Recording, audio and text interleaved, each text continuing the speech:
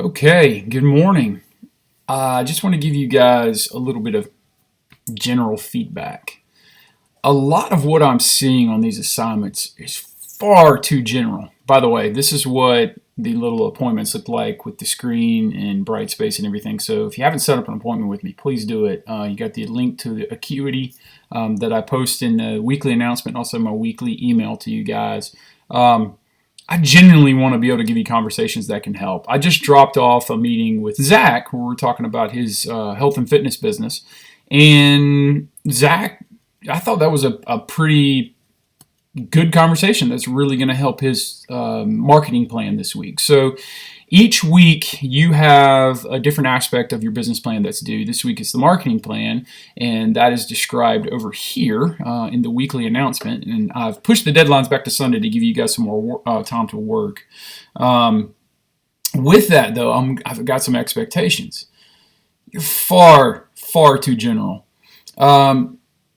I want you, at least in your initial business plan, to narrow down who you're targeting. A lot of you are saying, hey, I'm in e-commerce, I'm targeting all of America. Yeah, no, you're not.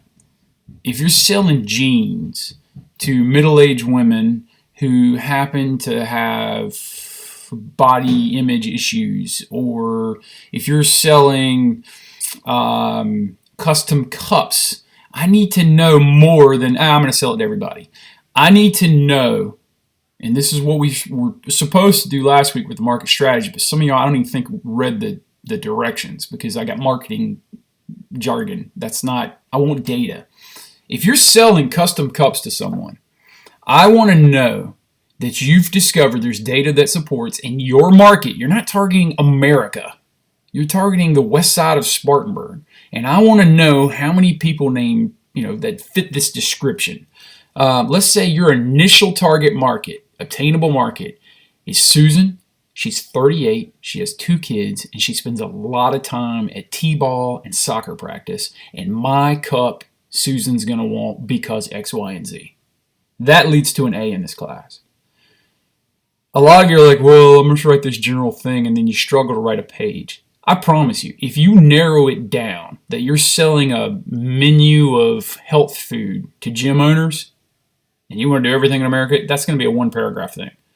If you tell me, though, you want to do this in Charlotte and you're going to sell to 6 gyms, 4 of whom are owned by Rick, and Rick is 54, he has a median income of $90,000 a year, and here's how I'm going to reach Rick. I'm going to give him a free lunch that includes my product and tell him about the end user who's going to want to use it. And that's another big thing. Who is your end user and who's the gatekeeper? So Zach and I were talking about this. He has a business that he wants to put in gyms that provide nutritional support. And my encouragement to him is to pick an area with a lot of gyms. Okay? Find who's the owners of those gyms. That's who's making the decision, but you have to convince that owner that 300 of their members are going to want to try your product. See, that adds benefit to Rick, who owns the gym. Okay? That's how specific I want these things to get. Don't tell me I'm selling financial services to a 30-year range in America and this is the number. That's lazy. There's good data if you're selling financial services in Charlotte, North Carolina to Bobby, who's a father of 2. He's turning 50 this year. His wife's a stay-at-home mom. They survive on $110,000 a year. And oh, by the way, in about 12 years, both of those kids are going to be in college. How do you market to him? Okay? That's the specificity that I want. What you will find, you're like, that's hard. What you will find is if you get specific, this class gets really easy. I do not care if you write the final business plan in crayon. If you have details like that, I'm going after this target market in this specific area with this marketing plan. Here's my budget. It looks realistic. That's fine. Keep in mind, Amazon started out selling textbooks online, and now they rule the world. You guys are acting like you're Amazon already. You can't rule the world right out of the gate. But tell me the target demographic, the market segment that you will begin to rule, and then your timeline for getting bigger. Okay? So, make sure you're reading these descriptions over here. I need to see stuff about, a lot of y'all need to go back to market strategy and look at the industry and say, here's who I'm going after specifically. And then this week you can say, here's my pricing. Here's how I'm going to reach them. Here's how I'm going to advertise to them. Here's, mailing advertising doesn't work in this segment because what we really should do this is have this digital presence. I'm looking for that specificity. What I'm getting is there's e-commerce is $6 billion a year, and we're just going to tap into that. How? Who? When? Where? That's crap. This is a 400 level class. Some of you are spending more time, well, some of you need to spend more time on grammar and spell check, but I'm getting some great looking academic papers. Put it this way, my man Dosey, I'm going to give you a shout out. All right. This is the best evidence I've gotten so far. Dosey Jonas, my boy, come a long way, son. I'm proud of you. He's putting a gym in Charlotte. How did he justify where to put a gym? He sent me a screen grab. He did a Google of gyms in Charlotte. And so this area right here is Charlotte, right? And ... There were gyms all around Charlotte, as you would imagine. I mean, Charlotte's a big city, okay? But then there was this thing of South Charlotte, like down here, okay, with no gyms. He sent me a screenshot, okay, and then just in red pen, like you can do on your phone, circled and said, there's no gyms right here. I want to go there. I'm convinced that was good. But then he supported, okay, geographically where I just circled, this is how many people live in this area. This is how many that are 25 to 35. Here are the males. Here are the females. Here's their income, because so they have disposable income, and their likelihood of joining a gym. Now, it might be tough to get data on if they're going to other gyms, but he's working on it. That's the level of specificity I want. And what you will find is if you get more specific, if I say, hey, I just want to target the whole Charlotte market, that's like a paragraph. If you tell me, hey, I want to target people 25 to 35, male and female, here's their target, I want to go after people with this type of income because they have a disposable income, you've suddenly written 4 pages. It gets easy if you get specific. Okay? It gets easy if you'll just reach out with the Acuity, schedule an appointment, come meet with me.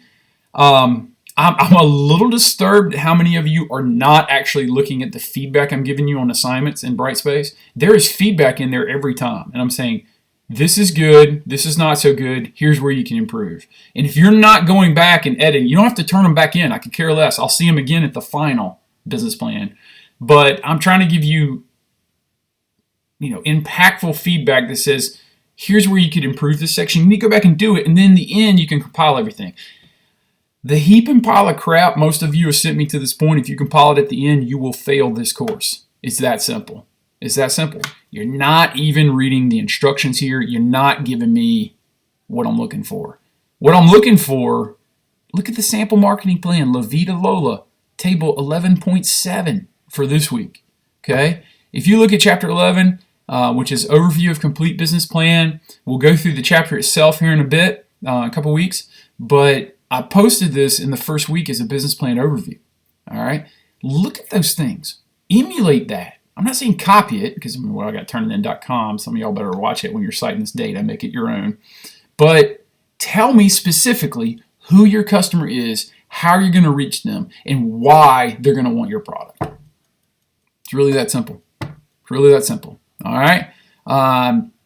Hope this came across as like a comfortable conversation. Ask anyone that's been doing the regular appointments. I've got people that are coming in every week, and man, their business plans are just taking off. And it's not because of me. I'm just saying, hey, have you thought about this? And they say, wow, what if I did this? And they're reaching out to people, and they're getting feedback, and they're going to get an A in this course. It's that simple. Like I said, the final business plan could be written in crayon on the back of a napkin. And if it works, it works. Just remember, in entrepreneurship, you're going to fail. Okay? I just don't want you to fail this class. Failure in entrepreneurship. The only failure in entrepreneurship is the failure to learn. Okay? Right now, we have a failure for effort, a failure for reading the directions, a failure for getting specific. Get specific with who specifically you are targeting. Later on, could that change? Absolutely. Business plans change every day. All right? I thought maybe, Susan, who's 38 with the soccer mom, that was my thing. But I've actually found out it's actually Billy, who works in a lumber yard, who needs to keep his coffee warm all day. I don't know, okay, for my cup or for my ice cream business, or for my cupcake business, or for my boutique. Here's who I'm going after. Here's how many there are, and here's how I'm going to reach them. Okay? Get specific and get better grades. It's as simple as that. Hope you guys are doing well. Set up some appointments. Love to talk to you.